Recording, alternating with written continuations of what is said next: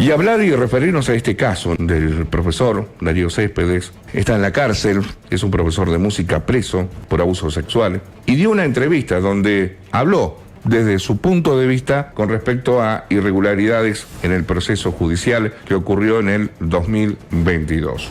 Le quiero agradecer a Martín Lechman. ¿Cómo estás, Martín? Es un gusto tenerte en el aire. Muy buenos días. Buen día, José Luis. Gracias por la invitación y a todos ahí en la mesa. Sos parte de esta productora, Indubio, y que fueron ustedes los que acudieron al llamado. ¿Fue un llamado? ¿Cómo llegan ustedes al profe Darío Céspedes? Bueno, mira, hay todo un movimiento nacional, internacional, de ciertas, lo que se conocen como presuntas falsas denuncias, en los que se revisan muchas causas, generalmente vinculadas a cuestiones de delitos contra la integridad sexual, yo te diría en cierta forma contaminadas por lo que es conocido como la ideología de género, que influye mucho en sentencias, en cómo se resuelven ciertos casos, y en eso yo, empecé a conocer acá en la ciudad de Rafael algunos casos muy resonantes de esta ciudad, como el caso de Manuel, por ejemplo, que acá en Rafael es un caso muy conocido. A través de las redes sociales uno va conociendo otras causas, y ahí llego hasta la familia de Darío Céspedes. Entonces me empiezan a comentar cosas que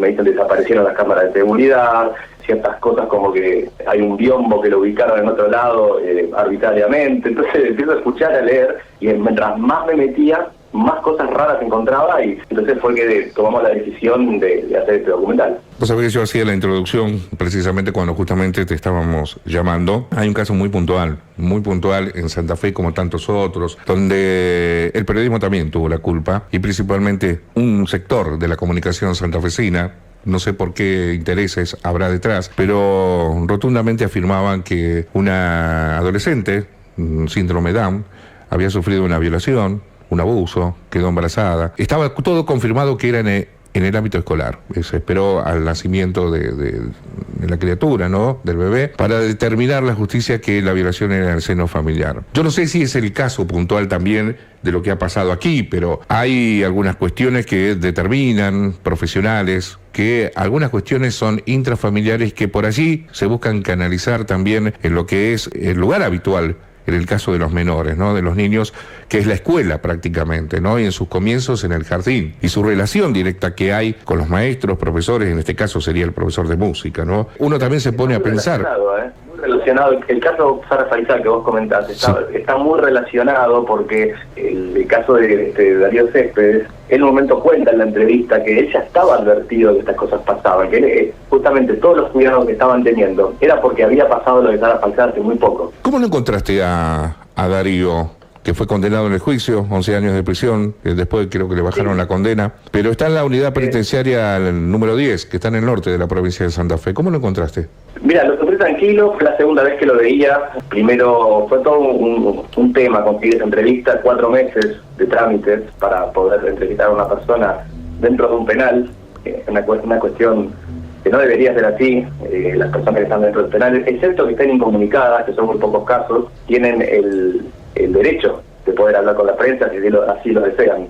Llevó 4 meses de trámite, de la dirección del penal, se pasó a la secretaría, de la dirección, hasta que terminó, no sé cómo, la autorización, el papel en la oficina del ministro de Seguridad de la provincia, demorado ahí un buen tiempo. Incluso llegué a comunicarme con la secretaria del gobernador Perotti, pidiendo que por favor, a ver si a través de la gobernación se podría hacer trabajar al ministro para que firme. Fue una locura conseguirlo. Cuestión que la primera vez que voy, la verdad que la gente del penal de ahí de Santa Felicia de Vera, muy bien, trabajan muy bien, el director nos recibió de la mejor manera, pero nos dice, miren, yo la verdad necesito la autorización de más arriba para poder hacer la entrevista. Simplemente no pudimos más que saludarlo a Darío de lejos, y tuvimos que volver unos 4 meses después para hacer esta entrevista. La verdad que lo vi muy bien, muy entero, con mucha tranquilidad y muy seguro de lo que estaba contando. Esto se ve que él hace rato venía con ganas de hablar, me lo dijo, tengo muchas ganas de hablar, y ahí se nota en el mismo documental. Lógicamente que hace una especie de autodefensa, pero también señaliza de qué manera se armó este caso. Hay una condena sin pruebas, todo en, digamos, supuestos, todos supuestos sobre el fallo. Sí, eso es lo que tiene, lo más llamativo de esta causa, te diría que es un fallo escrito en potencial.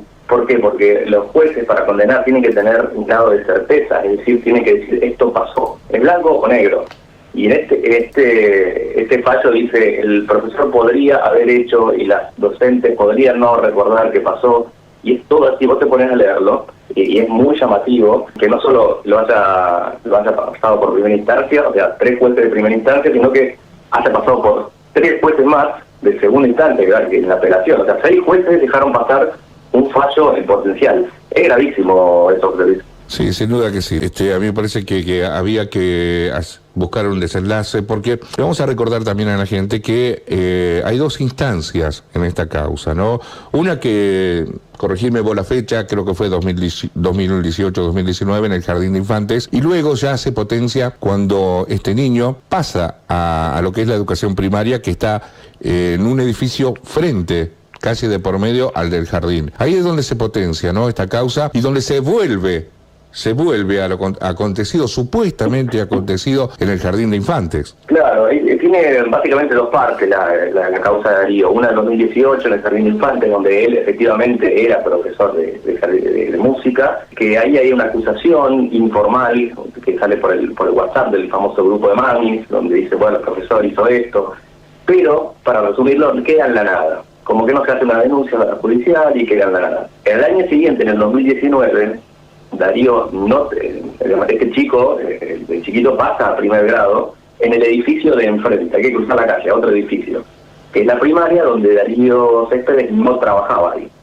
Y los profesores que trabajan en un edificio no entran en el otro, digamos.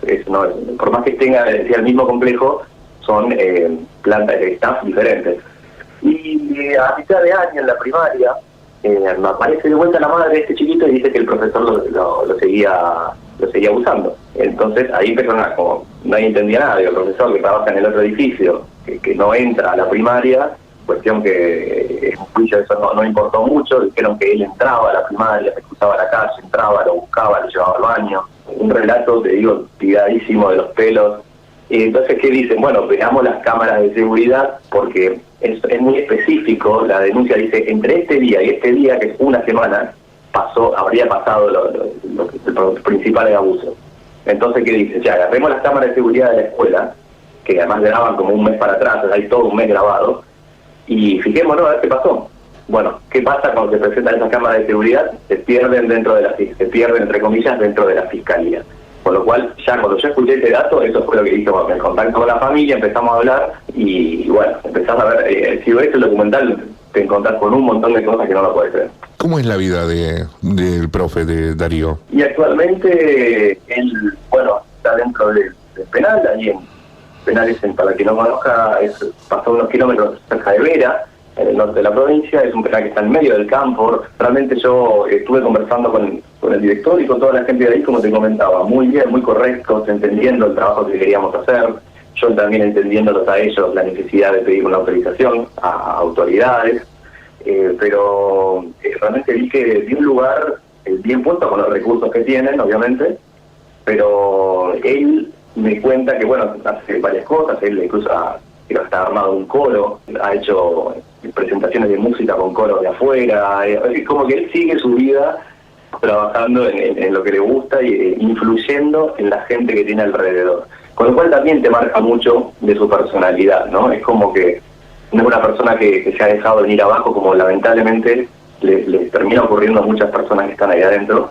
Él sigue siendo como una especie de persona de faro, de ir adelante para muchos de sus compañeros, y eso se nota. Se nota, de hecho, hace poco circuló por redes sociales una canción que él hizo que se llama Los Perejiles, que si escuchás la letra de esa canción, no puede ser mejor la descripción de lo que esto podría hacerse. ¿Notás que hay una causa armada? ¿Notás que esto tiene un fin económico? Que hay una cuestión que hay que condenarlo, ¿no? Un perejil tiene que pagar algo. Sí, totalmente. Mirá que yo intento con mucho esfuerzo tratar de ser lo más objetivo posible. Yo no busco con esto defender ni a Darío, ni cuando hago estos documentales, ni buscar defender, pero hay cosas tan evidentes, José Luis, tan evidentes que vos decís, del lado periodístico decís, lo tengo que contar, porque además no puedo creer que los otros medios no lo estén diciendo, como vos mismo mencionabas, ¿no? De cómo se trató el caso Sara Faisal. Y yo empiezo a ver que todos los medios decían, el profesor de música abusador y esto y que lo otro, y empezaban a dar detalles innecesarios. Y digo, ¿cómo se trató este tema así? Y entonces empecé a investigar y decir, che, ojo, a ver, se perdieron las cámaras, después el fallo es tan potencial, y todo esto viene a lo que vos decías. Hay una movida que es, como te decía, hasta internacional, de una necesidad de condenar.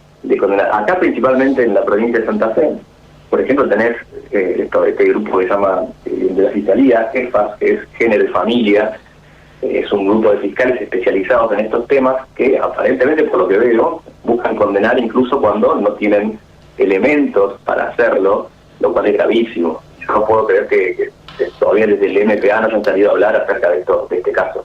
Martín, quería agradecerte, ¿no? Porque, bueno, un poquito para conocer de qué manera llegan, cómo se contactan, cómo lo observaste. A veces uno entrevista a alguien y esa misma persona con la necesidad de gritar una inocencia, que a veces no es tal, pero en este caso, ¿cómo notaste vos? ¿Qué sentiste al escuchar su propio relato? Que quizás no sé si la justicia lo dejó hablar o no. ¿Cómo lo sentiste vos? ¿Cómo te llegó ese relato de Darío? Lo noté muy convencido, como decís vos, no tampoco hay que radicalizarse y decir son todas falsas denuncias y pensar que estas cosas no pasan, porque estas cosas lamentablemente pasan en el mundo, pero es el trabajo nuestro de meternos a ver, che, empecemos a ver la evidencia, qué hay, qué no hay.